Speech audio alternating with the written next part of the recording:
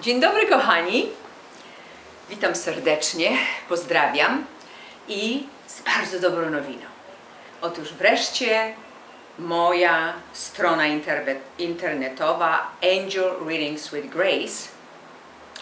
Adres można pod spodem znaleźć, tam gdzie jest opis. Ten link, który doprowadzi do mojej strony. Jest super. Będziecie mogli obejrzeć różne albumy zdjęć, będziecie mogli obejrzeć różne filmiki na tematy dla tych zainteresowanych, te takie inne, śmierć, żałoba, albo po prostu druga strona, zdaje się, jest Web Store, czyli jest 5 możliwości, które można wybrać, żeby zakupić. I to jest albo czytanie z kart anielskich, 30 lub 45 minut, albo astrologia i czytanie z kart anielskich, albo numerologia i czytanie z kart anielskich, albo astrologia, numerologia plus karty anielskie. Jest to takie kompletne zapoznanie się z tym, kim się jest. To jest tak jak like eureka.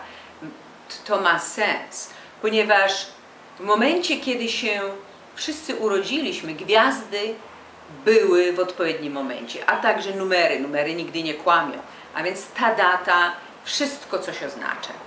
Każda litera ma odpowiednik numerologiczny i tu właśnie można się będzie dowiedzieć, kim tak naprawdę jesteśmy, jak myślimy, jak inni nas widzą.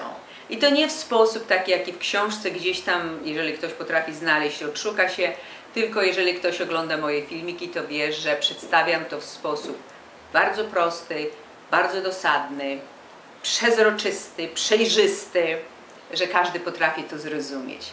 I wtedy można to robić albo telefonicznie, tutaj w Stanach Zjednoczonych, albo poprzez Skype na terenie całego świata.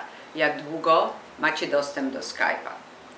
Ja go mam, więc na to jestem przygotowana. Także zachęcam ogromnie. Angel Readings with Grace. Cieszę się, że wreszcie będę mogła to robić. To, co zawsze zamierzałam. Zapraszam serdecznie i do zobaczenia.